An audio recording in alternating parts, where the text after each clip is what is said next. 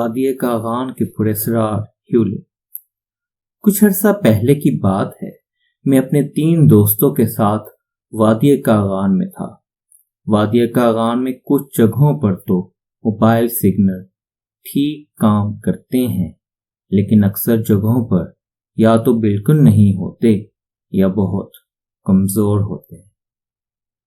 اس لیے عام طور پر لوگ یہ کرتے ہیں کہ جس مقام پر سگنل موجود ہوں، فون کرنے کے لیے وہاں چلے جاتے ہیں اور ضروری بات کر کے اپنے ٹھکانے پر واپس آ جاتے ہیں۔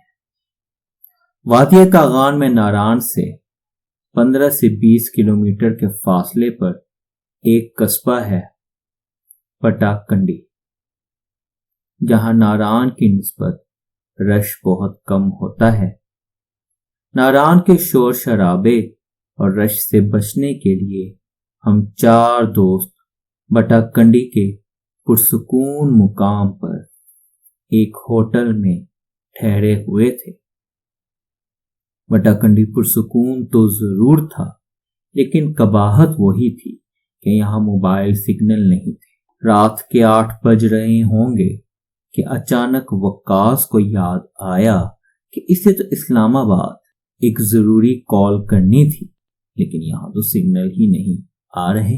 موبائل سگنل تو ناران میں ہی ملیں گے، میں بولا۔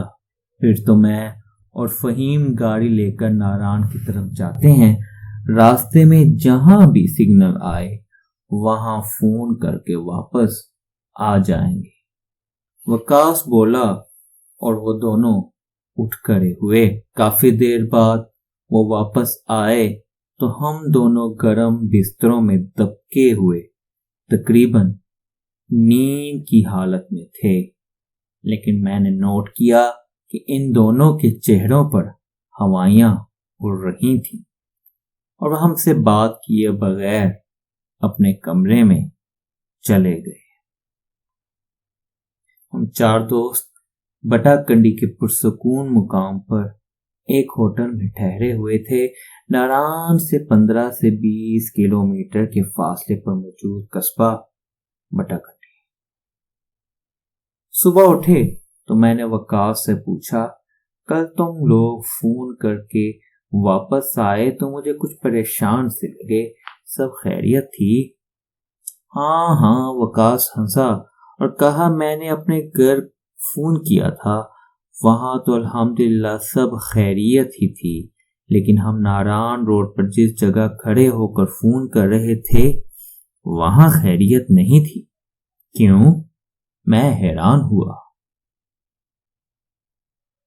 وقاص نے قصہ بتانا شروع کیا۔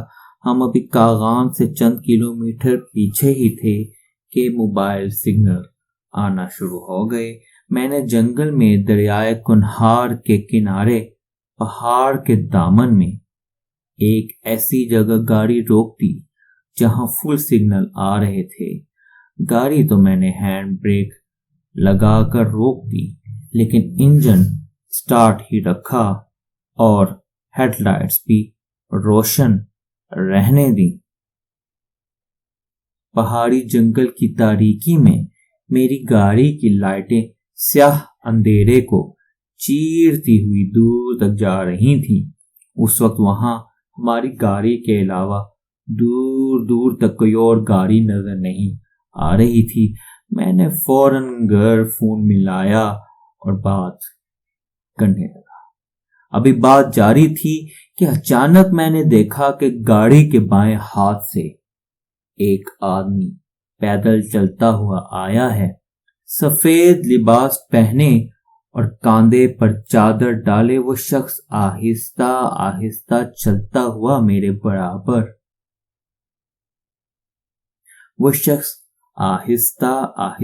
چلتا ہوا میرے بالکل برابر سے گزرا اور آگے کی طرف بڑھتا چلا گیا۔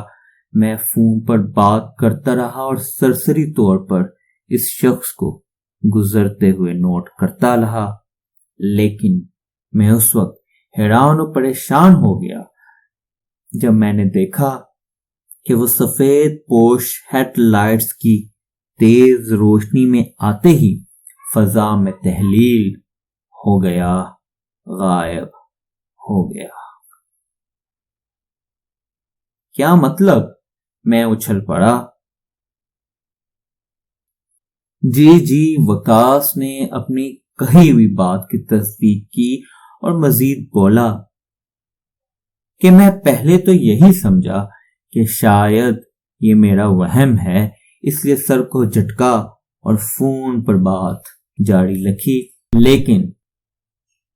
لیکن چند لمحوں بعد ہی ہم دونوں نے دیکھا کہ اسی طرح کا ایک اور سفید پوش شخص گاڑی کے بائیں طرف پیچھے کی جانب سے آیا، اور وہ بھی اسی طرح خرامہ چلتا ہوا گاڑی کے برابر سے گزرتا ہوا آگے ہیڈ لائٹس کی روشنی میں آیا اور فضا میں تحلیل ہو گیا، غائب ہو گیا۔ اب تو ہم دونوں بہت گھبرائے۔ موبائل میرے ہاتھ سے چھوٹتے رہ گیا۔ میں نے فون پر جلدی بات ختم کی اور گاڑی تیزی سے واپس موڑ لی۔ جیسے ہی گاڑی موڑی تو اس کی روشنیاں بائیں طرف ایک چٹان کے اوپر پڑیں۔ میں نے دیکھا کہ چٹان کے اوپر بھی ایک اسی طرح کا سفید پوش آدمی ٹانگیں لٹکائے بیٹھا ہے اور ہماری طرف دیکھ رہا ہے۔ اب تو ہمارے رونگٹے کھڑے ہو گئے۔ میں نے سنا ہے کہ کہیں آپ کوئی پراسرار چیز دیکھیں اور خوف سے آپ کے رونگٹے کھڑے ہو جائیں تو سمجھ لیں کہ یہاں واقعی کوئی گڑبڑ ہے۔ اب ہمارے پاس ایک ہی آپشن تھا، یعنی بھاگنے کا آپشن۔ ہم ناران روڈ پر جس جگہ کھڑے ہو کر فون کر رہے تھے وہاں خیریت نہیں تھی۔ وہ پھیکی ہنسی ہنسا اور کہا کہ تو بس۔ میں نے ایکسیلیٹر فل دبایا اور گاڑی تقریباً اڑاتے ہوئے بٹا کنڈی واپس پہنچا۔ اس وقت تو ہماری یہ ہمت بھی نہیں ہوئی کہ یہ واقعہ آپ لوگوں کو سناتے۔